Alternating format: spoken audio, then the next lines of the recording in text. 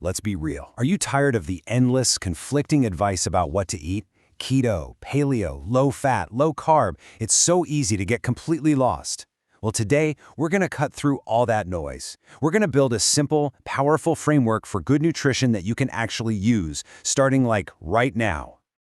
And look, what we're diving into here isn't just another food trend. This is all based on notes from a Stanford University course on intentional well-being, curated by a group called Happywise. And the core idea here is really powerful, that caring for your body isn't some chore, it's a discipline, and it's absolutely fundamental to our happiness. You know, it all comes back to this one brilliant, super simple philosophy from author Michael Pollan. Eat food, not too much, mostly plants. Seriously, that one sentence is our entire roadmap. So let's break down exactly what each piece of that actually means.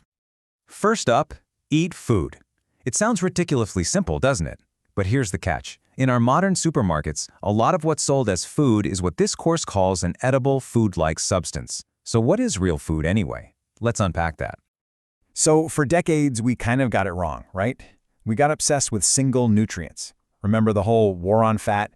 Well, that just led to a flood of so-called healthy, low-fat products that were absolutely packed with sugar.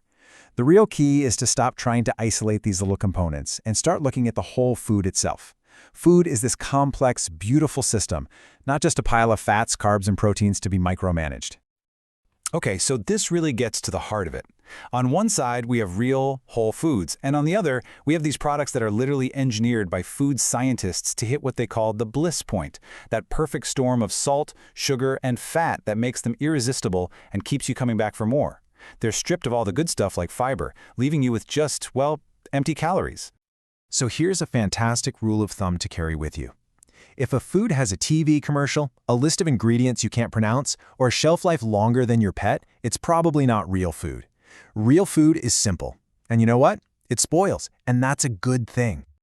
This brings us to a really important idea, nutrient density. Think of this as your secret weapon for making smart choices in the grocery store. You're looking for foods that give you the most nutritional bang for your caloric buck. You want the most vitamins, minerals, and fiber packed into every single calorie.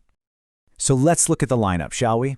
On the high-density team, you've got your nutritional powerhouses: leafy greens, berries, legumes, fatty fish, all the good stuff. And on the low-density side, well, you know the usual suspects. The goal is simple. Just try to build your meals around that top row as much as you possibly can. Okay, let's move on to our second pillar, not too much. Now, this is where we shift from what we eat to how we eat. And honestly, this is just as important. It's all about mindfulness and learning to listen to your body's own natural signals again. So here are a few simple, really powerful strategies you can try. Using smaller plates, it's a classic trick that genuinely works. And I love this Japanese concept called hara hajibu. It means eating until you're about 80% full. It takes about 20 minutes for your stomach to signal to your brain that it's full, so stopping a little early is the perfect way to prevent that overstuffed feeling. It's all about quality over quantity. And that brings us to our third and final principle, mostly plants. Now, this isn't about telling everyone they have to become a vegetarian or a vegan, not unless you want to. It's simply about shifting the balance on your plate to make plants the real star of the show. So here's the blueprint for the perfect plate. It's so simple. Start by filling half of it with a rainbow of vegetables. The more colors, the better. Then a quarter of the plate is for your complex carbs, things like quinoa or brown rice for that slow, sustained energy. And that final quarter, that's for your lean protein. This simple template pretty much guarantees you're getting a huge variety of nutrients and fiber in every single meal. And hey, let's not sleep on the power of plant-based proteins. Foods like beans, lentils, and tofu are basically nutritional triple threats. They are packed with fiber, loaded with micronutrients, and they're naturally low in the saturated fats we're trying to limit. Now, you might have heard this thing about needing to combine incomplete plant proteins at every single meal to make a complete protein. Well, good news. That's pretty much a myth. As long as you're eating a good variety of legumes and grains throughout the day, think rice and beans or some hummus with pita bread, your body is smart enough to combine the amino acids and get exactly what it needs. No stress. Okay, get ready for a number that might just shock you. 25 grams. That is the ideal daily limit for added sugars, according to the World Health Organization.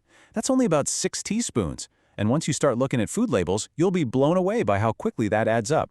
It's hidden in everything: pasta sauce, bread, you name it. And remember, we're not talking about the natural sugars in a whole apple here, just the added stuff. So we've got our 3 principles. Eat food, not too much, mostly plants.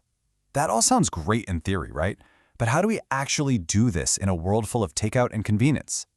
The answer is one single, powerful strategy. You've got to take back your kitchen. When you cook at home, you are in charge. You are the chef. You are the gatekeeper. You control the ingredients, the salt, the sugar, the portions, everything. It is the single most effective way to put all of these principles into practice. And, as a nice little bonus, you'll save a ton of money. And this doesn't mean you need some fancy chef's kitchen, not at all. Just keeping a simple, well-stocked pantry is the key. With just these staples on hand, you are always just minutes away from a healthy, delicious meal. And a little pro tip, frozen vegetables are your best friend. All the nutrition, zero chopping required. A total game changer. It's all about making these small, smart swaps. Instead of reaching for that bag of chips, maybe try some crunchy carrots with hummus. Swap that soda for a glass of water. And a homemade salad dressing with just some olive oil and lemon? It's not only way healthier, but it tastes so much better than anything you can buy in a bottle. So as we start to bring this all together, I want you to reframe this entire idea. This is not about being on a restrictive diet. It's about a practice of self-care that leads to a life of intentional well-being. The goal here is not perfection, it's progress. That is so important. Lasting change is built on small, consistent habits. Don't try to overhaul your entire life overnight. Just pick one thing. Maybe this week you just add 1 extra vegetable to dinner every night. That's a huge win. So I'm going to leave you with this challenge, this question, really. Thinking about everything we just covered, what is the one small change you can commit to making today? It doesn't have to be big. Just pick one thing and start there. Because ultimately, this is about so much more than just food.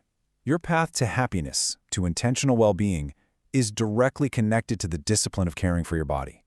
When you choose to nourish yourself well, you are making a powerful statement that you value your health, your energy, and your future. That is a powerful statement, and that is a principle worth building a life on.